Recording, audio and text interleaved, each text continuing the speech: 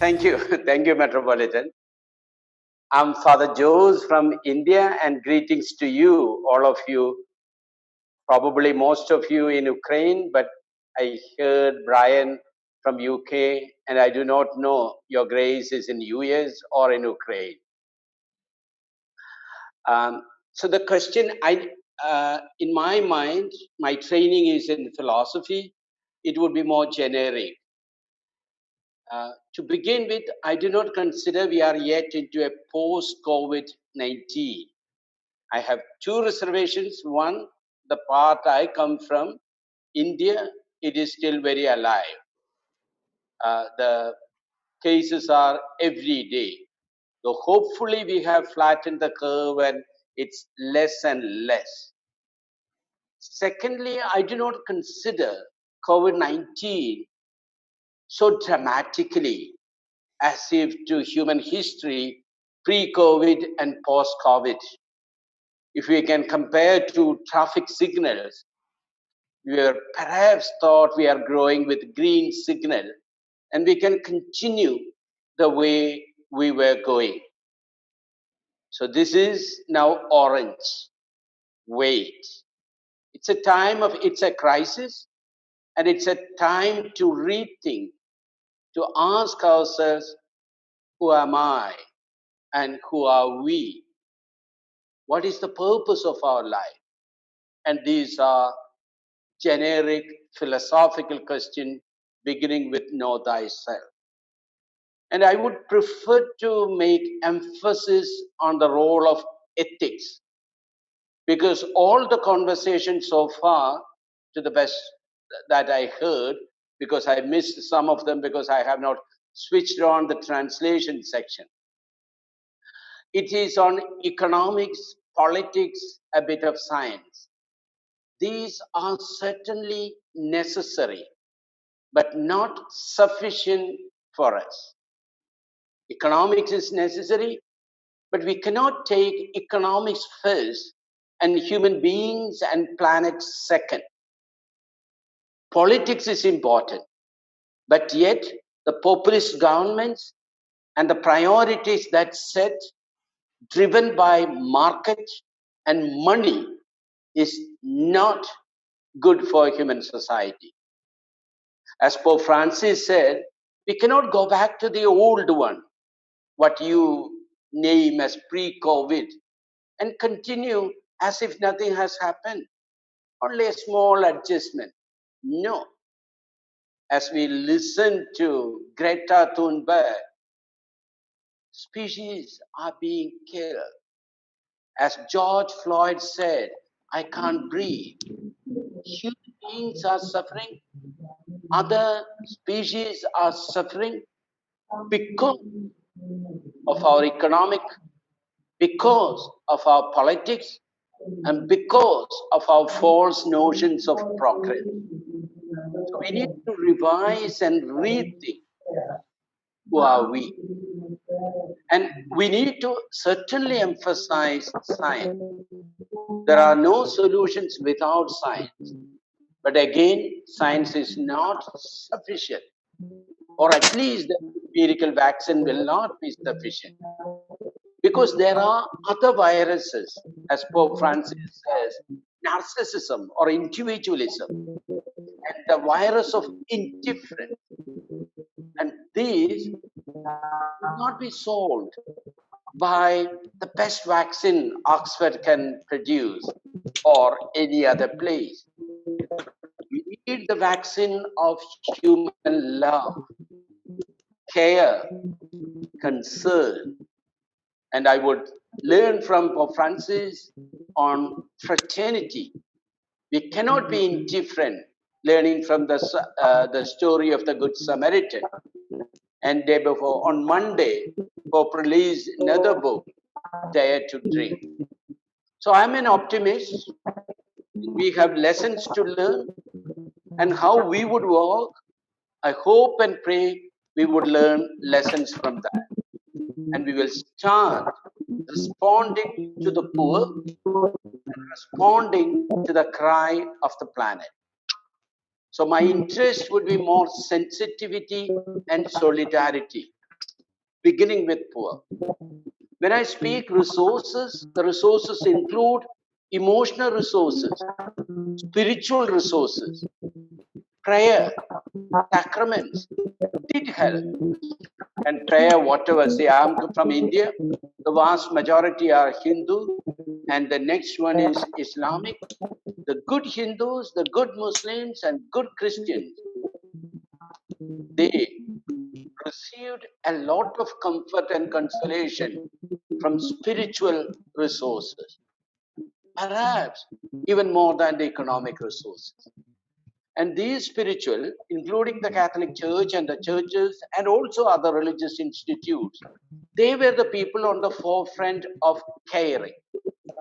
So I will be arguing for unless we care, we are not human beings. So it would be an ethical response to COVID-19 and calling us dare to dream. And it is possible for us to overcome and to design and live a better future. This would be the kind of nutshell. I hope I will be able to develop a little further tomorrow.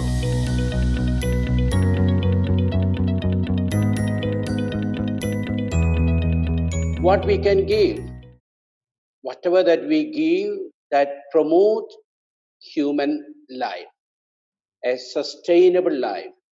So my position is continuing with the previous question, like economics is necessary, and Brian spoke about the digitalization. Yes, without digitalization, we will not be progressing.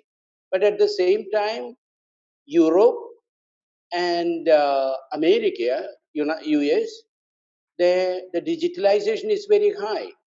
Yet the COVID effect is also very high. So what we need, and also to the second question, the politics, democracy, autocracy, where we could have the trust built up, there is a better survival and progress. So what we can give is ourselves, caring for the other, just and compassionate society. Thank you, staff, reminding me what Mother Teresa told. We should give until it hurts. So if we are giving only from the balance, we are not going to be carers. And I learned from Pope Francis and our religious roots so that we place the first place for ethics, and ethics of care, not ethics of utility. So the societies where the citizens care to ask, what can I do for you, rather than what is there for me. In India, it's also a populist government. It is democratic, there are problems. Still, the large majority of the people were ready to share and care. So to the extent that we are ready to care and share, the world would be a better place. Whether that would bring economic progress, I do not know. The inequalities are going to stay. I hope and pray that we would learn money is necessary, but money is not sufficient. We cannot place economics over humanity and human beings. And this is all over, all across. And also, I like the observation. I haven't done enough studies. Pope Francis also repeats, women leaders were better to produce that care and trust. The homemakers, the mothers.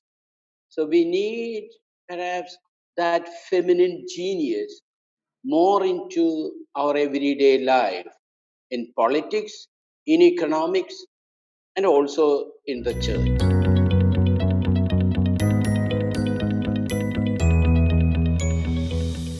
I do not know what we would see in 2025, but I hope to see more emphasis on the sustainable development goals. The globalization helped us to move away from or move out of absolute poverty. Millions could come out of absolute poverty. But however, the relative poverty has increased, inequalities increase, democracies are becoming more and more flawed. So a culture that I would like more promotion would be agriculture. We need the food and respect the farmers. Now in India, the farmers are striking because they feel that an economy that is focused on GDP would be disadvantageous to the farmers, to the everyday person. We will have similarly a rethink on the globalization and see also the importance of local culture, learning from Mahatma Gandhi, Swaraj, self-reliance, or learning from Ban Ki-moon, the poor, the first, no one to be left behind. So I wish and pray for a culture where we will have less of globalization and more of localization. We need both. It is not a question of either or. And we will have more agriculture, though tourism is important, and I wish to be there now and Lviv. I would really love it. But however, we need to concentrate on the people around us. And there I would consider, we also consider the planet. The climate change is not just for one. So I would prefer less nationalism and more global citizenship with the local culture, the local people around coming together. Even the entertainment industry, I enjoy Hollywood or even more the East Asian one. But I want more people to the local culture. Let us entertain ourselves and our people around us. I remember I listening to my grandma's stories and walking to the schools. And I think the present day kids, they do not get it. They lose that energy.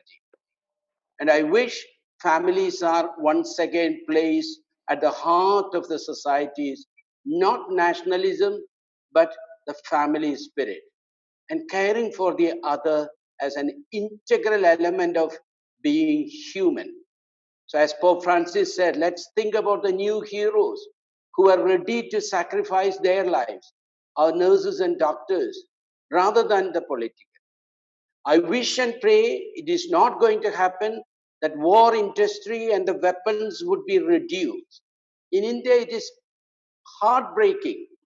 We do not have enough money to provide food and education and medicine for the people.